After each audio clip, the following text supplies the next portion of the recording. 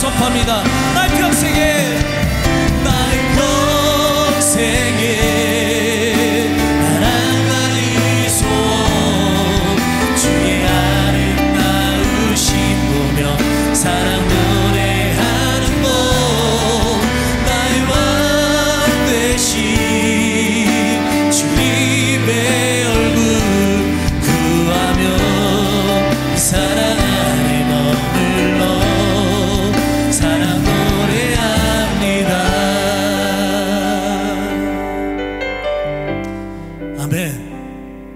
시대의 예배자가 되어서 나의 평생의 소원은 주님을 높이며 찬양하는 그런 인생이 되길 간절히 소망합니다.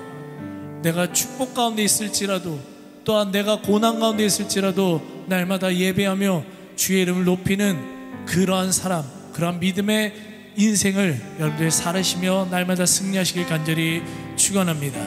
이 시간 일어나라 주의 백성 하나님께 찬양의 영광 돌리겠습니다.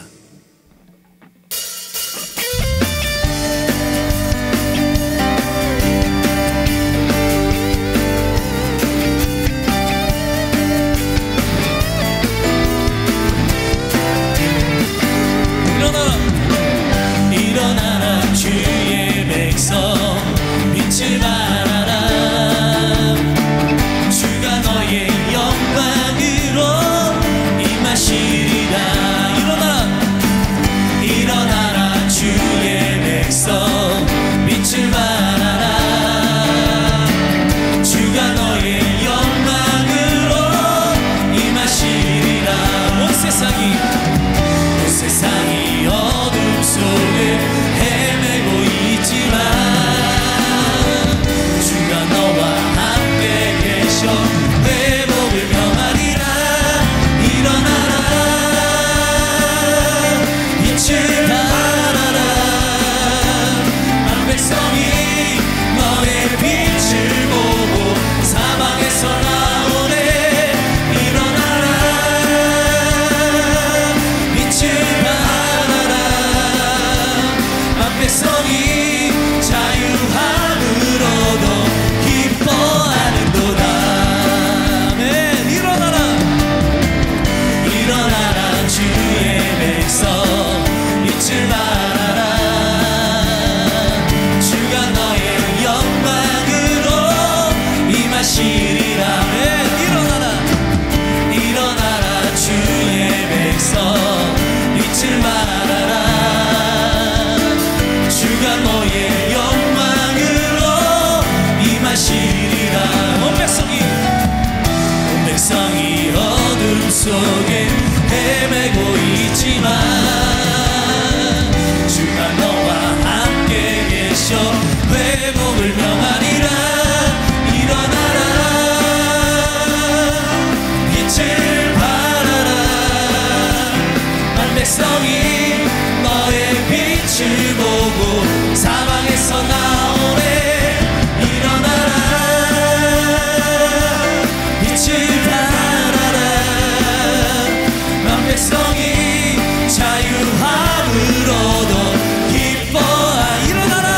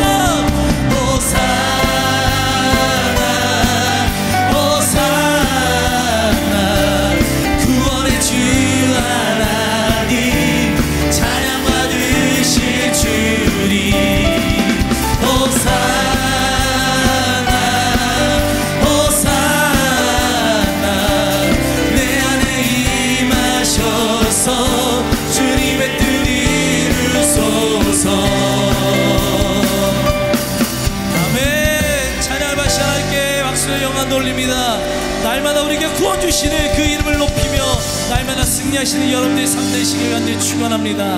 네.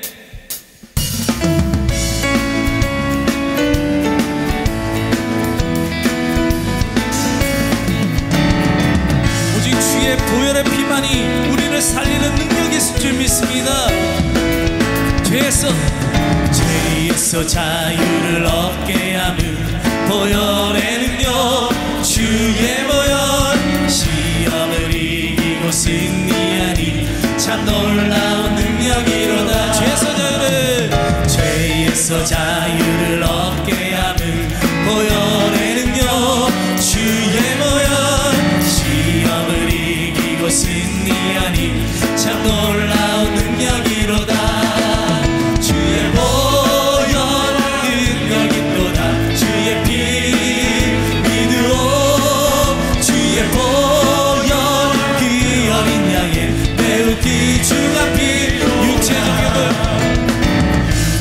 정욕을 이길 힘을 보혈의 능력, 주의 보혈 청결한 마음을 얻게 하니 참 놀라운 능력. 육체의 정욕을 이길 힘은 보혈의 능력, 주의 보혈 청결한 마음을 얻게 하니 참 놀라운 능력이로다. 주의 보혈 능력이 또다. 주의 피 믿으오. 주의 보혈 그 어린 양의 매우 귀중한 피, 눈보다 너에게 밝히는 것 보혈의 능력, 주의 보혈 부정한 모든 것 밝히시니 참 놀라운 능력이로다. 주의 보혈 능력이 또다. 주의 피 믿으오.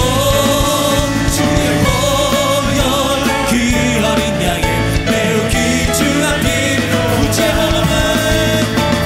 구주의 복음을 전할 제목 보혈의 능력, 주의 보혈 날마다 나에게 찬송 주니 참 놀라운 능력이로다.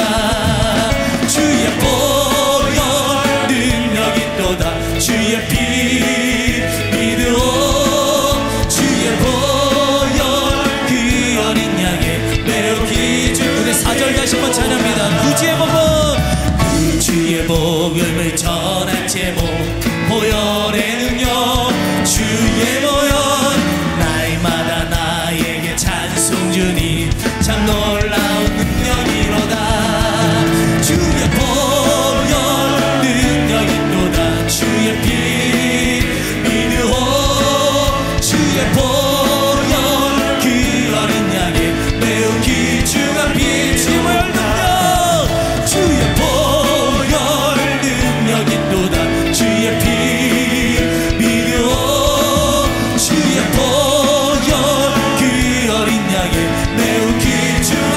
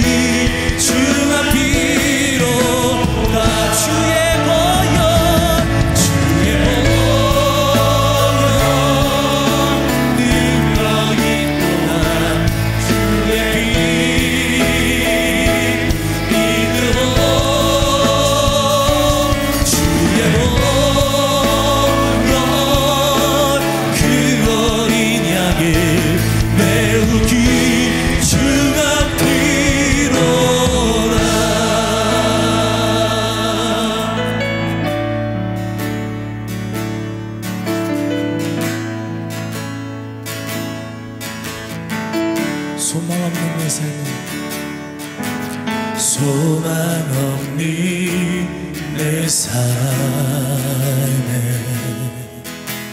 새 생명 허락하시 날 향한 주님의 은혜 하나님 주님의 사랑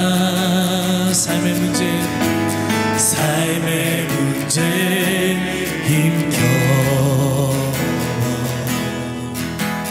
눈물만 흘릴 때 날 안아주시는 주님 한없는 주님의 사랑 나 찬양하네 나의 믿음 주께 드려 나의 삶이 주를 향해 내 유일한 사랑 되신 주께 내 삶 드리리 나의 믿음 주께 드려 나의 삶이 주를 향해 내 유일한 사랑 되신 주께 내 삶 드리리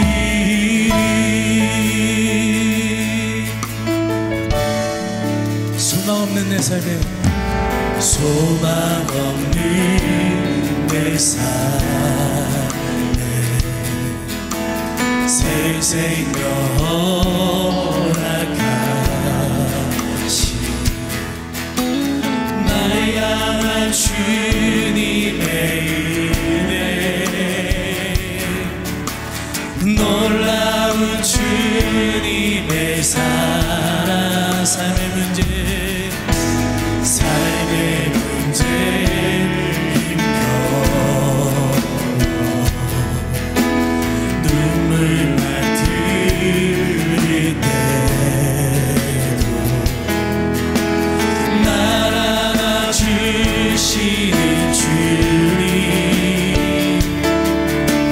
한없는 주님의 사랑 나 찬양하네 나의 믿음 주께 드려 나의 삶이 주를 향해 내 유일한 사랑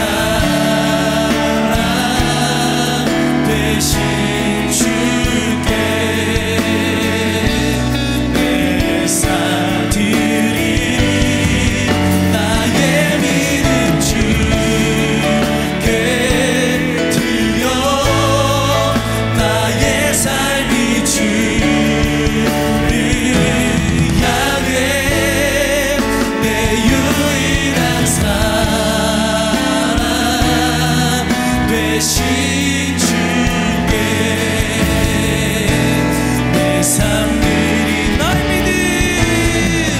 나의 믿음 주께 드려 나의 삶이 주를 향해 내 유일한 사랑 되신 주께 내 삶 드리리 나의 믿음 주께 드려 나의 삶이 주를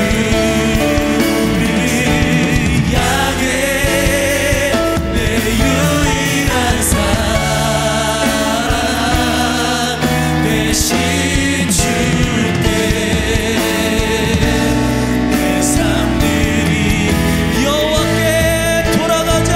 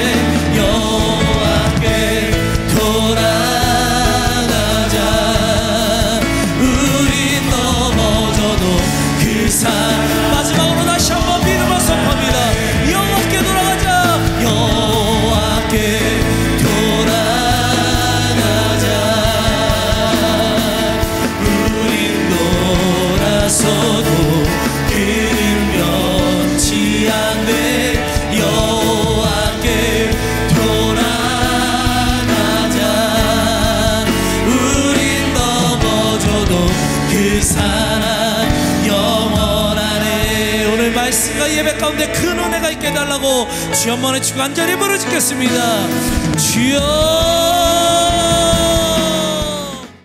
하나님 말씀 함께 보겠습니다. 마태복음 16장 13절에서 19절까지 말씀 한 절씩 교독해서 읽겠습니다. 마태복음 16장 13절에서 19절까지 말씀. 13절 먼저 제가 읽습니다. 예수께서 빌립보 가이사랴 지방에 이르러 제자들에게 물어 이르시되 사람들이 인자를 누구라 하느냐?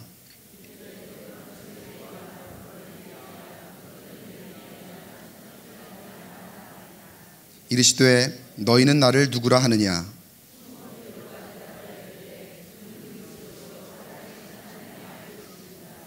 예수께서 대답하여 이르시되 바요나 시몬아 내가 복이 있도다. 이를 내게 알게 한 이는 혈육이 아니요 하늘에 계신 내 아버지시니라.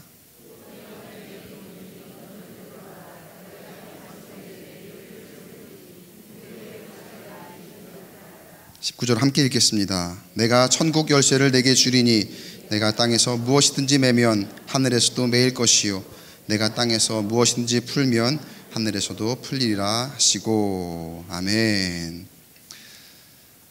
다시 정의하다 두 번째 시간, 교회 다시 정의하다라는 제목 가지고 함께 말씀 나누도록 합니다.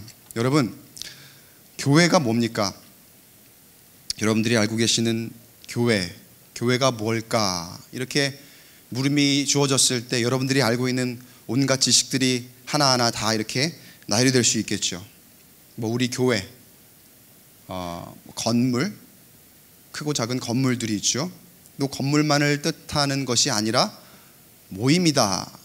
이렇게들 많이 배우시고 그리고 이해하셔서 아마 알고 계실 거예요.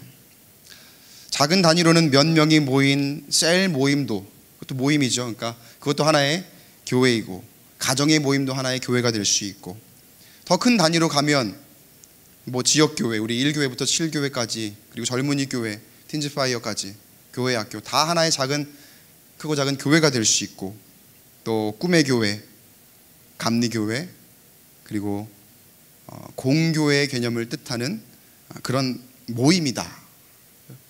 이렇게 다 알고 계시죠? 교회라고 하면 교회는 모임이다. 여러분 이렇게 알고 계시다면 잘 알고 계시는 겁니다. 맞습니다. 교회의 본질은 모임입니다. 교회라는 뜻의 헬라어 원 단어를 보면 에클레시아라고 하는 단어 여러분 많이 들어보셨을 거예요. 그 단어의 원래 뜻이 영어로 어셈블리입니다. 어셈블리는 순수하게 모임이라는 뜻을 가지고 있는 그런 단어입니다. 그리고 이 에클레시아라는 이 단어가 교회라고 번역이 된 거죠. 그 당시에는 모임 자체가 하나의 교회로 이렇게 역할을 했기 때문에 이렇게 헬라어 에클레시아라는 단어가 우리에게 교회라고 이렇게 알려져 있습니다. 모이지 않고는 맞습니다. 교회라고 할 수 없습니다. 모이지 않는 교회가 있다면 그 교회는 정체성에 문제가 있는 거예요. 그런 의미에서 우리 꿈의 교회는 얼마나 교회다운지 몰라요. 주일이고 그리고 수요일이고 금요일이고 각 셀 모임 가운데에 풍성한 모임이 있잖아요. 아닌가요? 모임이 있는 줄로 믿습니다. 네. 너무나 잘 모이는 그런 우리 꿈의 교회는 그런 의미에서 참 교회다운 그런 잘 모이는 교회입니다. 그런데 교회의 본질이 모임이라고 해서 그저 모이기만 하면 될까요? 그럴 리가 없죠. 세상을 보세요. 세상에도 얼마나 모임이 많습니까? 이런저런 친목 모임들 그리고 개모임 그리고 모임이라고 다 같은 모임이 아니죠. 모이는 가운데 어떤 불순한 동기가 의도가 있는 그런 모임도 있고 어떤 모임이냐가 중요한 거죠. 무엇을 위해 모이느냐가 중요한 겁니다. 그럼 교회는 무엇을 위하여 모이는 어떤 모임일까요? 아까 우리 헬라어 봤는데 이번엔 우리가 부르는 이름 교회의 의미를 한번 볼게요. 그냥 간단하게 한자어로 교회라고 하면은 교자가 무슨 교자입니까? 가르치다, 본받다. 이게 한자 사전에 나오는 의미, 국어 사전에 나오는 의미의 교자입니다. 그리고 회자는 모이다. 다시 말하면 교회는 모임은 모임인데 가르치는 모임이고 본받는 모임이다. 이런 뜻이에요. 한번 정리를 해볼게요. 교회의 본질은 첫 번째 뭐다? 일단은 모임이라는 거죠. 그런데 무엇을 위하여 모이는 거예요?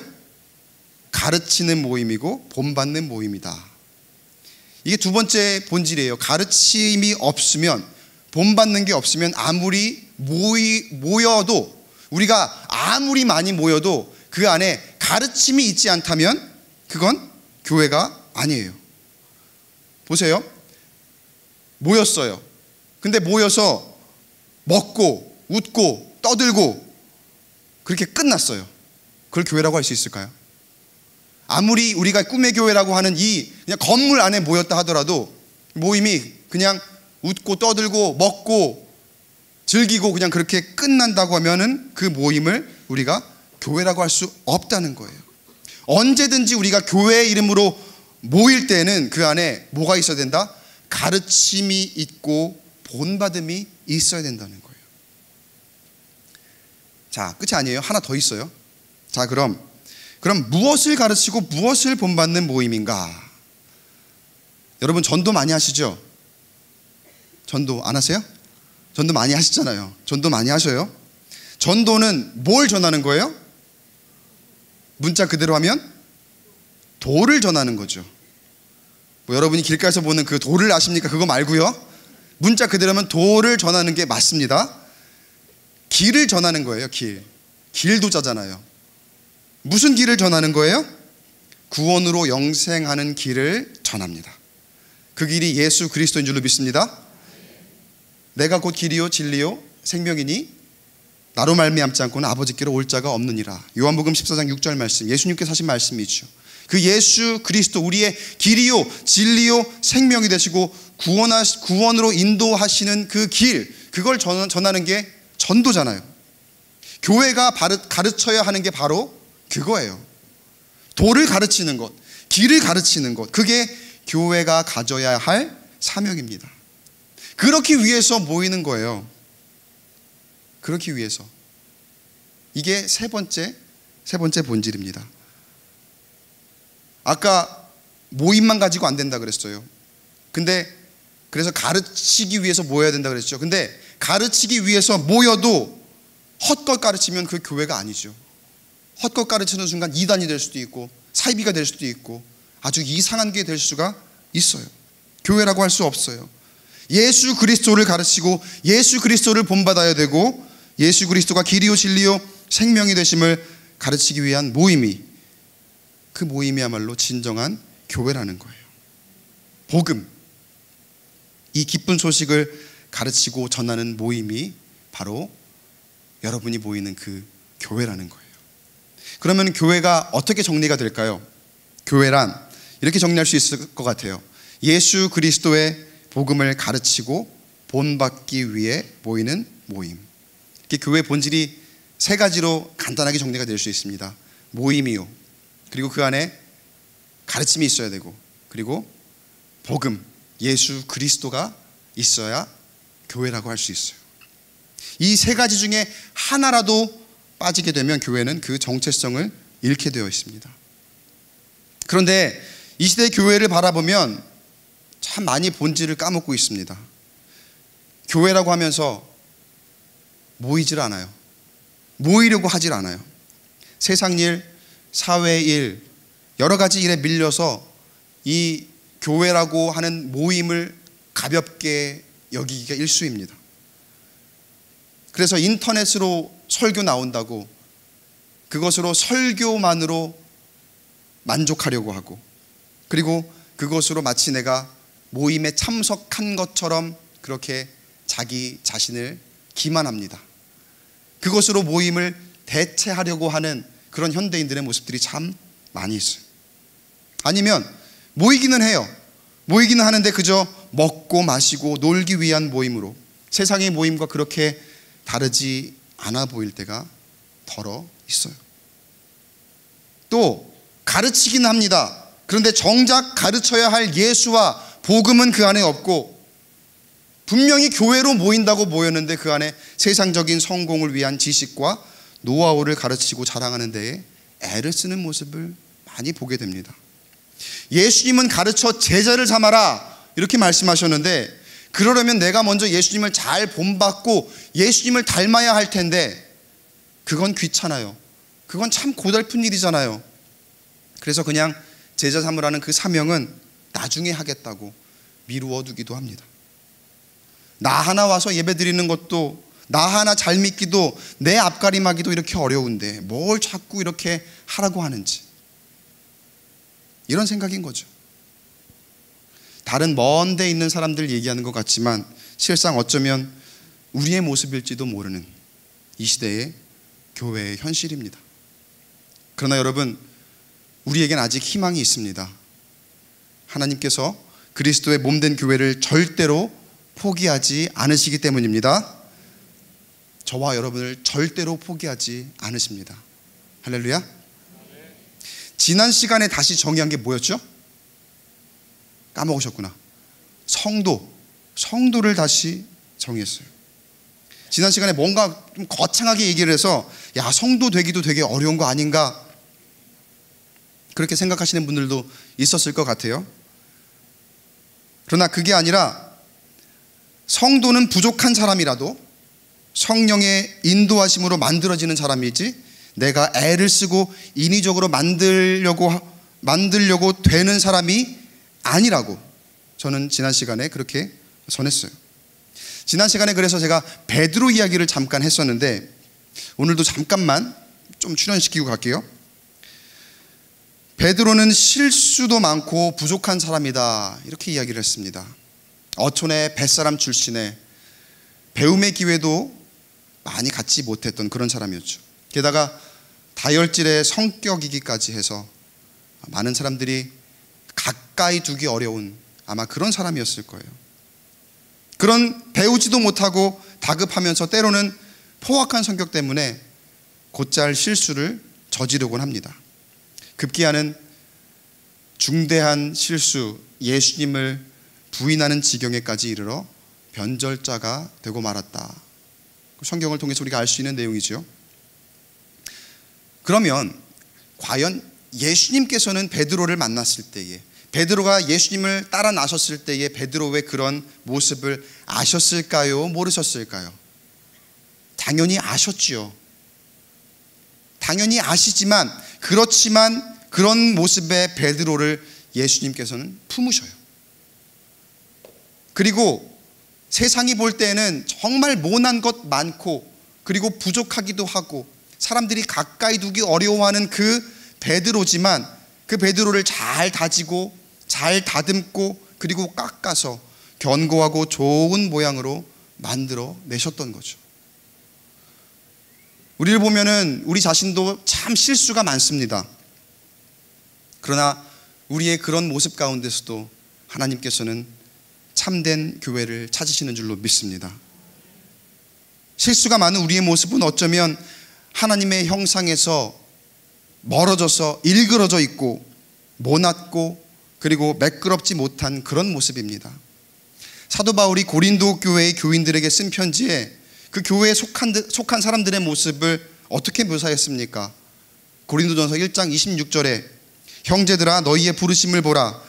육체를 따라 지혜로운 자가 많지 아니하며 능한 자가 많지 아니하며 문벌 좋은 자가 많지 아니하도다.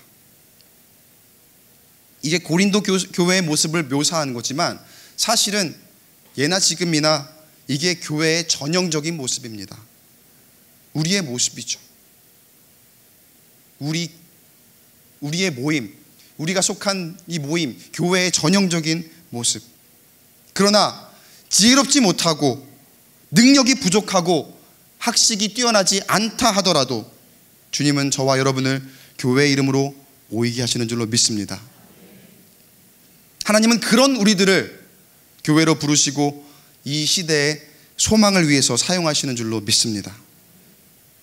우리는 그런 교회의 모습, 때로는 비록 부끄러운 모습이지만 그런 모습까지도 다 인정하고 하나님을 의지하며 하나님께서 세우시는 그러한 교회로 한 걸음 한 걸음 성장해 나가게 되는 거예요. 그런데 아까 그 현실적인 전형적인 그런 교회의 모습, 비단 고린도 교회의 모습인 것만 아니라 우리의 모습이기도 한 그런 모습, 사실은 우리는 그런 모습을 인정해야 되는데, 때로 보면은요, 우리는 교회의 모습이 마치 처음부터 잘 다듬어진 그런 조각품인 것처럼 생각할 때가 많이 있어요. 아직은 다듬어야 될 곳이 많이 있고 더 많이 매끄럽게 해서 완성되어 가는 그런 과정에 있는데, 더 이상 도움 필요 없이 스스로 완성되어 이제는 드러내고 뽐내도 괜찮겠지라고 착각을 하고 살아갑니다. 사람의 힘으로 뭐든지 할 수 있을 것처럼 그렇게 생각할 때가 우리 교회 가운데 참 많이 있더라는 거예요. 여러분, 교회는 성령의 역동적인 역사로 움직이고 성장하는 공동체인 줄로 믿습니다. 그렇게 살아 숨쉬는 공동체이기 때문에 성령의 역사에 맡겨야 되는데, 사람의 힘과 능력으로 교회를 마치 회사처럼 운영하려고 할 때가 참 많이 있어요. 그렇게 되면 어떤 일이 벌어지는 줄 아세요? 교회 안에 예수 그리스도가 점점 사라집니다. 예수를 우리의 입으로 고백하지 못하고, 예수를 교회의 머리로 인정하지 못하고 점점 교회에서 예수를 잊어가게 됩니다. 그러나 하나님께서 교회를 향해 원하시는 것 다른 게 아니에요. 1차적으로 교회의 본질을 되찾는 것이고, 모이는 것, 가르치는 것, 그리고 그 안에 복음이 있는 것, 그 본질을 되찾는 것이고, 그렇게 되기 위해서는 교회는 지금 나의 모습, 자신의 모습이 좀 부족하더라도 하나님 앞에 맡기고 하나님의 역사하심을 기대해야 하는 줄로 여러분 믿습니다. 그러려면요, 그 안에 우리의 고백이 있어야 돼요. 내가 인정하려면요, 그 안에 나의 입으로 시인하는 고백이 있어야 돼요. 하나님을 나의 아버지로, 예수를 우리 구주 그리스도로 고백하는 그런 믿음이 있어야 된다고요. 세상은 예수님을 못 알아보더라도 교회는 그러면 안 되잖아요. 교회의 주인인 예수 그리스도를 우리가 고백하지 못하고 어떻게 우리가 교회로 모인다고 할 수 있고, 그리고 그 예수를, 그 복음을 가르친다고 할 수 있을까요? 오늘 읽은 말씀에서 예수님께서 제자들에게, 자, 사람들이 당신을 뭐라고 부르느냐 이렇게 물어보시죠. 그때 대답이 어땠습니까? 14절에 누구는 세례 요한이고 누구는 엘리야라고 하고 또 어떤 사람들은 예레미야나 선지자 중 하나라고 합니다. 이렇게 이야기를 합니다. 세상 사람들은요, 예수가 누군지 자신들 마음대로 생각해요. 좀 사람들이 많이 알고 있는 그런 위인 아닙니까? 랍비, 아주 많은 제자들을 두었던 그런 선생님 아닙니까? 세상 사람들은 우리와 다르게 예수님을 몰라요. 그리고 자신들 마음대로 생각하고, 그리고 때로는 조롱하고 비판하기도 합니다. 그런데 어쩌면 교회가 세상의 주도권을 빼앗기고 또 휘둘리고 그 앞에서 우리의 고백을 말하지 못할 때가 너무나 많아요. 세상이 예수님에 대해 이렇게 왈가왈부할 때, 저렇게 왈가왈부할 때 예수님께서 우리를 향해, 그리고 교회를 향해 이렇게 물어보십니다. 15절 말씀에 이르시되 너희는 나를 누구라 하느냐. 세상은 나에 대해서 마음대로 이렇게 얘기하고 저렇게 얘기한다고 하는데, 그러면 너희는 나를 누구라 하느냐. 이 시간에 저와 여러분에게 묻는 말씀이에요. 묻는 물음이에요. 예수님이 물어보시는 물음. 여러분의 고백을 듣고 싶은 거예요. 주님께서 너희는 나를 누구라 하느냐. 그때 베드로가 나서서 대답을 하죠. 베드로가 비록 사람들에게 인정받지 못했고 배경적으로는 별 볼 일 없는 사람이었고 실수투성이었고 앞으로도 그 시점 뒤로 이제 큰 실수를 할 사람이지만, 사실은 베드로의 이런 진실하고 그 담대한 모습이 예수님이 베드로를 인정하시는 이유였던 거예요. 16절에 베드로가 이렇게 대답합니다. 16절 우리 한 목소리로 같이 읽어보겠습니다. 시작. 시몬 베드로가 대답하여 이르되 주는 그리스도시요 살아계신 하나님의 아들이시니이다. 아멘. 주는 그리스도시요 살아계신 하나님의 아들입니다. 주는 그리스도시요 살아계신 하나님의 아들입니다. 베드로의 고백이 바라기는 우리의 고백이 되고, 그리고 고백이 우리 가운데 늘 거하며 사라지지 않길 주님의 이름으로 축원합니다. 이 고백이 사실 너무나 중요합니다. 자, 이 고백이 중요한 이유가 있어요. 왜냐하면 베드로의 고백이요 교회의 기초가 되기 때문에 그래요. 18절 보세요. 18절의 상반절 보겠습니다. 같이 한번 읽어보겠습니다. 시작. 또 내가 내게 이르노니 너는 베드로라. 내가 이 반석 위에 내 교회를 세우리니. 여기에 굉장히 중요한 교회의 개념이 있습니다. 예수님 말씀하세요. 내가 이 반석 위에 나의 교회를 세울 것이다. 이 반석을 누구를 얘기합니까? 베드로죠. 예수님을 나의 구주로 그리고 살아계신 하나님의 아들이라고 고백했던 그 베드로입니다. 비록 실수투성이었고 무슨 큰 일을 감당할 수 있을지 의심만 가는 그 베드로였습니다. 그러나 그 안에 예수 그리스도라 고백함이 있고 하나님의 아들이라는 고백과 믿음이 있으니까 그런 모습을 하나님께서 어떻게 사용하셔요? 교회를 세우신 반석으로 사용하신 줄로 믿습니다. 사랑하는 성도 여러분, 우리의 모습이 비록 아까 읽었던 고린도 전서의 고린도 교회 사람들의 모습과 같이 지혜도 부족하고 학식도 부족하고 그리고 여러 가지로 미련한 면이 참 많이 있겠지만 베드로와 같이 부족할 때에도 담대하게 예수가 나의 구주 하나님의 아들임을 고백하고 세상에 선포할 때 하나님께서 저와 여러분을 견고하게 하시고 그리고 매끈하게 다듬으시고 그 위에 주님의 몸된 교회를 세우시길 주님의 이름으로 축원합니다. 지금 나의 모습을 그대로 하나님 앞에 인정하고 나는 부족합니다. 나는 아직 매끄럽지 못하고 나는 모나고 나는 무언가 많이 더 다듬어져야 되는 그러한 사람입니다 라고 인정하며 하나님의 도우심을 구할 때에 그리고 그 하나님을 나의 입술로 고백하는 그 믿음이 있을 때에 하나님께서 나를 베드로와 같이 교회의 기초되는 반석으로 삼으신다는 거예요. 이렇게 견고한 반석 위에 하나님께서 그 몸된 교회를 세우시겠다 이렇게 약속하셨는데, 자, 이렇게 견고한 반석 위에 세우신 진정한 교회에는 하나님 주신 귀한 특권이 있습니다. 참 놀라운 특권이 있어요. 그 두 가지를 얘기를 드릴게요. 첫 번째 특권은 주님께서 세우신 교회는 음부의 권세가 이기지 못하는 교회입니다. 18절 보세요. 또 내가 내게 이르노니 너는 베드로라. 내가 이 반석 위에 내 교회를 세우리니 음부의 권세가 이기지 못하리라. 얼마나 좋은 엄청난 특권이죠. 강건하고 견고하고 악한 영이 무서워 벌벌 떨어야 하는 그 대상이 바로 교회예요. 여러분의 교회가 그런 엄청난 권세를 가진 그런 모임이라는 거예요. 여러분 그러므로 담대하시기 바랍니다. 우리가 그런 교회로 모여 있는 거예요. 그런 모임으로. 그런데 이 시대의 교회의 모습을 보세요. 사실은 그렇게 담대한 모습이 아니죠. 그렇게 견고한 모습이 아니죠.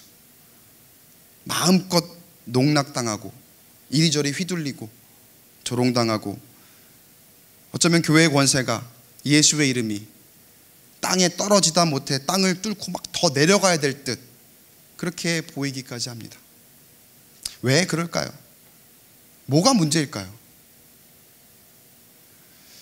말씀을 듣고 말씀을 보고 아, 교회를 세워주셨어. 우리가 모였으니까 일단 처음부터 뭔가 잘못됐겠죠. 우리가 모인다는 그 의미를, 본질을 잘못 잡고 갔으니까 아마 뭔가 단단하게 세워지지 못한 그런 모습이 있겠죠.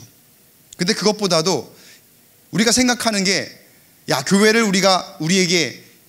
우리와 같은 이런 모임에 내가 고백했을 때 나를 기초로 교회를 세우셨다 말씀하셨을 때 음부의 권세가 이기지 못한다고 말씀하셨으니까, 야, 나는 어디를 가든지 다 이기겠구나, 절대로 지는 일이 없겠구나. 틀린 얘기는 아니에요. 맞는 얘기지만 우리가 세상에 나가서, 교회 이름으로 나가서 이 이긴다는 의미에 대해서 뭔가 잘못 알고 있더라는 거예요.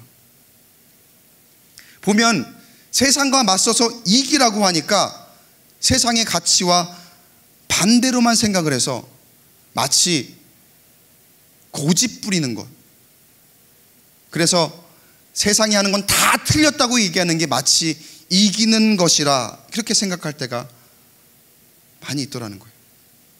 근데 그건 이기는 게 아니죠. 말 그대로 그저 고집 부리는 거고 우기는 거죠. 진정한 승리는 상대를 잘 이해한 후에 이기는 게 진정한 승리입니다. 내 말만 하고 그냥 우기면 그건 이기는 거라고 할 수 없죠. 상대방이 이기는 거라고 인정하지도 않고요. 지피지기면 백전백승이다, 이런 말 있죠. 적을 알고 나를 알면 다 이길 수 있다.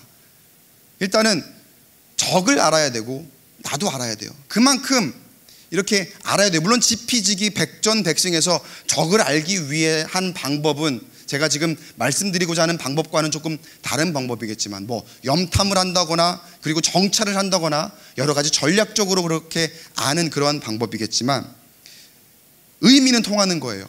결국은 상대방을 알아야 돼요. 이기기 위해서는. 교회가 저지르는 실수 중에 여러분 가장 흔한 것 중에 하나가 뭔 줄 아세요? 보통 일상에서 남성들이 저지르는 실수하고 많이 비슷합니다. 예를 들면 이런 거예요.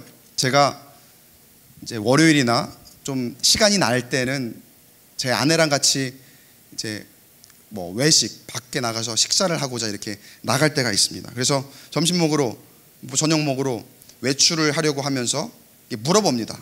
여보, 뭐 먹고 싶어? 오늘은 뭐 먹으러 갈까? 뭐 이런 식으로 이렇게 물어보겠죠? 그럼 대답을 하겠죠. 오늘은 뭐 예를 드는 거예요. 뭐 동태 먹을까? 오늘은 돈가스 먹을까? 비도 오는데 칼국수가 땡기지 않아? 이렇게 이제 답을 해오잖아요. 이런 식으로 대답을 하는데, 근데 문제는 제가 습관적으로 되받아치는 방식이, 아니야, 그거 별로야. 동태 어때? 아니야, 그거 별로인 것 같아. 칼국수? 그것보다는 아구찜이 낫지 않을까? 그런 식으로, 그러니까 내가 물어본 거에 대답을 하면 거기에 동의를 해주던가 그래야지 뭐가 얘기가 될 텐데, 물어보고 난 다음에 거기에 되돌아오는 답에 대해서 또다시 반박을 하거나 결국은 나중에 보면 제가 정하더라는 거예요. 그러면 저에게 되돌아오는 말은 뭐예요? 그럼 뭐하러 물어보니? 남자분들 많이 그러시죠? 아니에요? 저만 그래요? 아니면 회사에서 직원들하고도 이렇게 막 회의하고, 동료들하고 회의하고 그럴 때 회의하자고 의견 내놓으라고 다 그래 놓고서 결국은 자신이 생각한 대로 그렇게 결론이 나는 경우가 많이 있죠. 그게 본인만 모르고 있는 거예요. 사실은 남자분들 결국은 내가 의도한 대로 이렇게 막 결론이 가는 게 실은 남자들의 많은 습성들입니다. 그리고 핑계는 그러죠. 의견이 다 별로였어, 별로. 제가 뭐 먹으러 갈지 물어봤는데 결국 핑계는 뭐예요? 뭐 그런 걸 먹어. 순댓국 그런 걸 먹어. 좋은 거 먹어야지. 핑계는 그런 거지만 먹고 싶다는데 그걸 먹어야 되는데 자꾸 내 마음대로 뭔가를 하려고. 근데 지금 우리가 지금 교회가 보여주는 모습이 사실은 이런 습관과 그렇게 다르지 않더라는 거예요. 물어보기는 하지만 결국 자신 마음대로 하고 있었고, 물어본 사람은 마치 내가 소통하고 있는 것처럼 착각을 하고 있었던 거예요. 근데 상대방은 어때요? 전혀 소통이라고 생각하지 않아요. 전혀 소통이라고 느낄 수가 없어요. 세상은 교회에 질문을 던집니다. 세상은 교회에 무언가를 요구합니다. 교회가 나서서 무언가 해결책을 제시하고 교회다운 일을 해줄 것이라 그렇게 기대하는데 교회가 그렇게 하지 못하고 있더라는 거예요. 가만 보면 이런 식으로 교회가 세상과 소통이 안 되고 있어요. 교회는 계속 소통하고 싶은데 사실은 소통은 하지 못하고 있고, 소통하는 척만 하고 있고, 소통하고 있다고 착각하고 있었고, 실상은 교회 생각대로 고집만 부리고 있었더라는 거예요. 여기 여러분, 교회의 사명이 하나 있습니다. 진실한 소통이에요. 세상과 진실한 소통. 때로는 피하고 싶기도 하고, 말을 섞지 않고 싶기도 하고, 또 교회와 세상이 대립할 때가 참 많이 있죠. 여러 가지 생각하는 가치 판단의 기준이 다 다르기 때문에 세상의 가치와 교회의 가치가 또 유난히 많이 다릅니다. 그렇기 때문에 대립할 때가 참 많이 있지만, 그러나 여러분, 교회는 세상과 소통하지 않고는 존재할 수 없다는 사실을 반드시 기억하시기 바랍니다. 근데 가끔 보면 이런 생각이 있어요. 세상과 소통하는 것이 교회가 세상에 지는 것이다, 이렇게 생각하거나, 교회는 음부의 권세가 이기지 못하는 그런 힘을 주셨으니까 절대로 지면 안 돼, 타협하면 안 돼. 타협이 아니거든요. 소통인데 소통을 타협이라고 생각하고, 그리고 지는 거라고 생각하면서 고집만 부리고 있을 때가 참 많이 있더라는 거예요.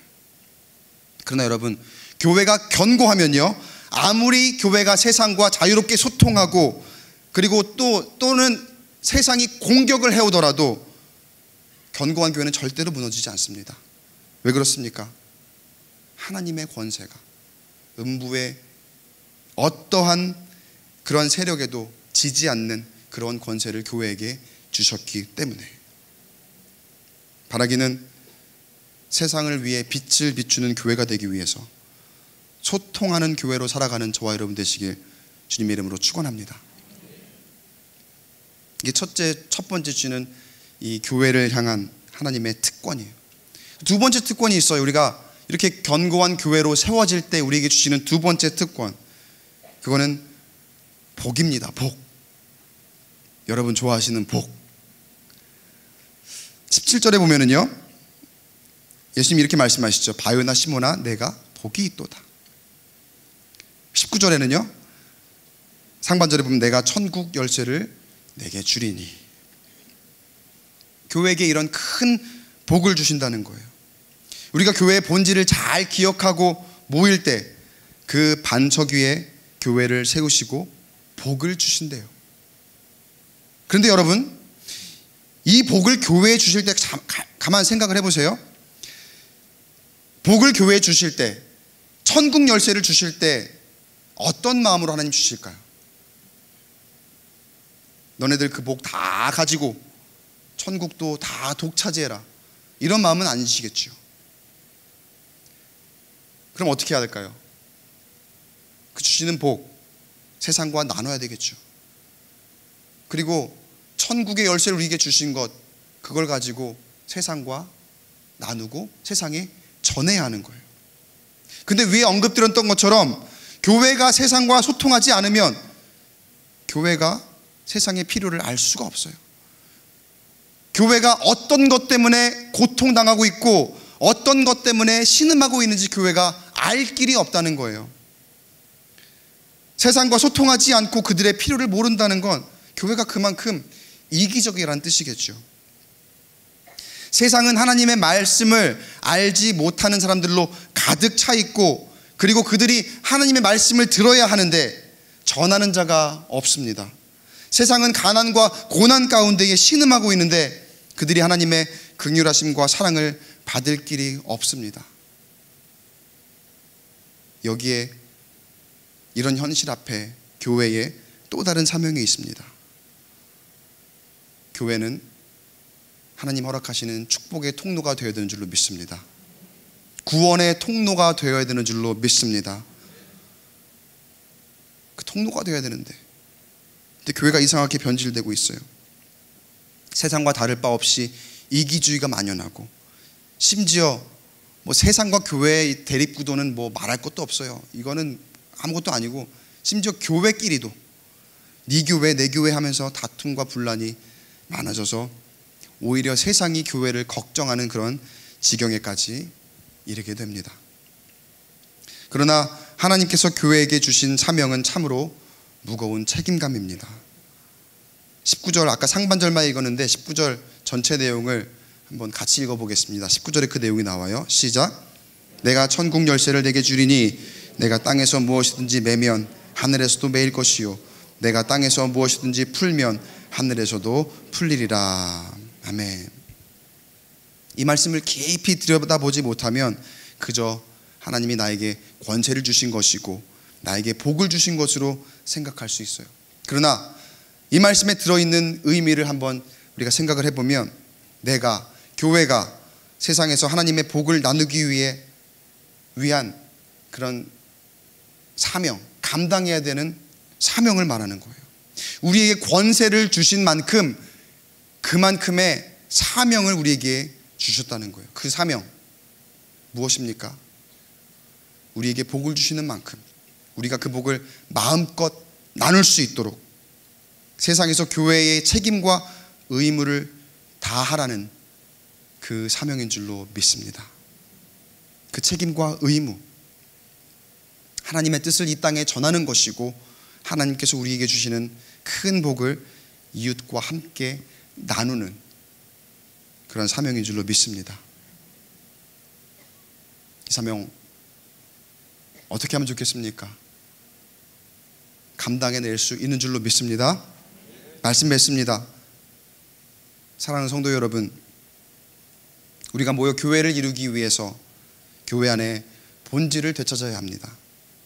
모이지 않고서는 교회가 될 수 없고, 그리고 가르치지 않고 교회가 될 수 없고, 그 안에 예수 그리스도의 기쁜 소식을 전하지 않고는 교회가 될 수 없습니다.